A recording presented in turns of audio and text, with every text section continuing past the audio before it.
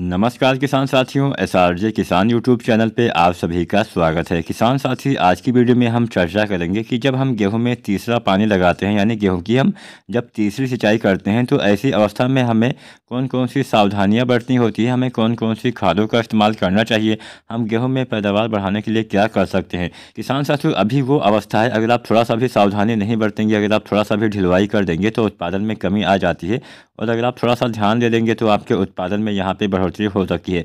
मतलब पैदावार बढ़ाने का समझ लीजिए आखिरी स्टेज ये चल रहा है। इसके बाद कुछ भी ऐसा नहीं बचता है जिससे आप पैदावार में बढ़ोतरी कर सकें। तो अगर आप चाहते हैं ज़्यादा पैदावार मिल सके तो यहाँ पे कुछ सावधानियाँ, कुछ बातों का ध्यान देना है।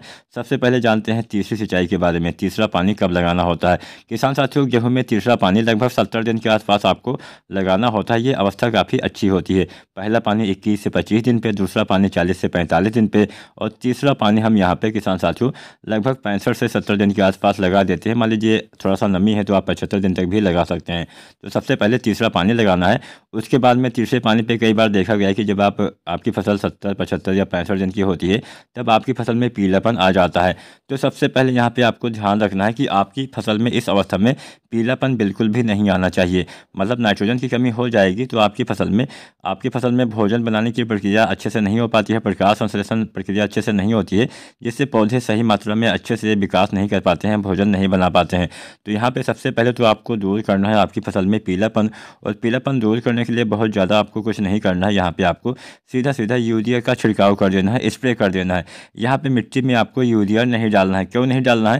क्योंकि हमें गेहूँ की फसल में संपूर्ण यूरिया जो हम डालते हैं उसका इस्तेमाल 45 से 55 दिन की अवस्था तक ही कर देना होता है। इसके बाद में हमें अपने गेहूँ में यूरिया मिट्टी में नहीं डालना होता है। इसके बाद में हम जो भी खादों का इस्तेमाल अपने गेहूँ में करते हैं उसका हम छिड़काव करते हैं, स्प्रे विधि से डालते हैं। तो किसान साथियों, आपको पीलापन दूर करने के लिए 1 से 2 केजी जो आती है दानादार यूरिया, इसका आपको छिड़काव कर देना है। और इसके साथ में आप चाहें तो जिंक भी डाल दीजिएगा। अगर आप जिंक का इस्तेमाल करते हैं तो बहुत बढ़िया फ़ायदा मिलता है। फसल में चमक आ जाती है, फसल में हरियाली आ जाती है, आपके पौधे के विकास में काफ़ी तेज़ी आ जाती है, जिससे बाद में बालियों का विकास, बालियाँ काफ़ी अच्छी आ पाती हैं।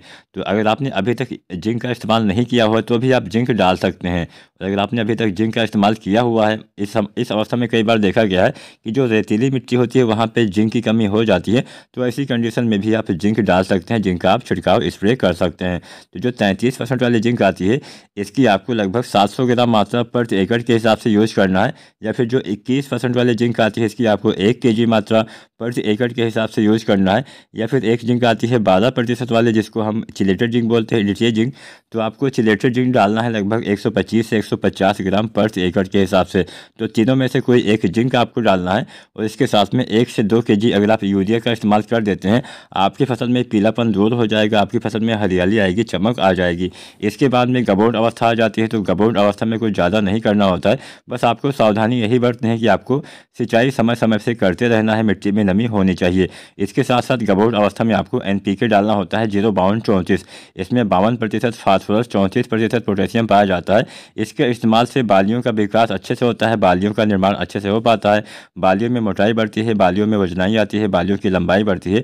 जहाँ पे जो फास्फोरस होता है आपके बालियों के विकास में हेल्प करता है, पोटेशियम भी आपकी बालियों की लंबाई मोटाई बढ़ाता है। इसके साथ साथ पोटेशियम आपके पौधे के तने को भी मजबूत करता है, जिससे आपकी फसलें गिरती नहीं है। तो यहाँ पे NPK 05234 आपको गबोट अवस्था में 1 से 1.5 kg प्रति एकड़ के हिसाब से डालना होता है। अब जब आप NPK 05234 का इस्तेमाल करें तो इस बात का भी ध्यान रखें कि मिट्टी में नमी होनी चाहिए। इसके साथ साथ जब आप NPK 05234 डालते हैं तो इसी अवस्था में आप बोरोन का भी इस्तेमाल कर दें। बोरोन जो आता है 20% वाला, इसकी आपको लगभग 100 ग्राम मात्रा प्रति एकड़ के हिसाब से अगर आप गबोट अवस्था में डाल देते हैं, बहुत बढ़िया फ़ायदा मिलेगा। बोरोन डालने से बालियों का विकास अच्छे से होता है, बोरोन डालने से आपके समस्त दाने का भराव अच्छे से होता है, क्योंकि बोरोन आपके पौधे में पॉलिनेशन में काफ़ी मदद करता है, परागण प्रक्रिया में काफ़ी हेल्प करता है, जिससे समस्त दाने का भराव हो पाएगा। तो जो बोरोन आता है 20% वाला, इसकी 100 ग्राम मात्रा साथ में NPK 05234 1 से 1.5 kg गबोट अवस्था में डाल दीजिएगा, बहुत बढ़िया फ़ायदा मिल जाएगा। वीडियो को लाइक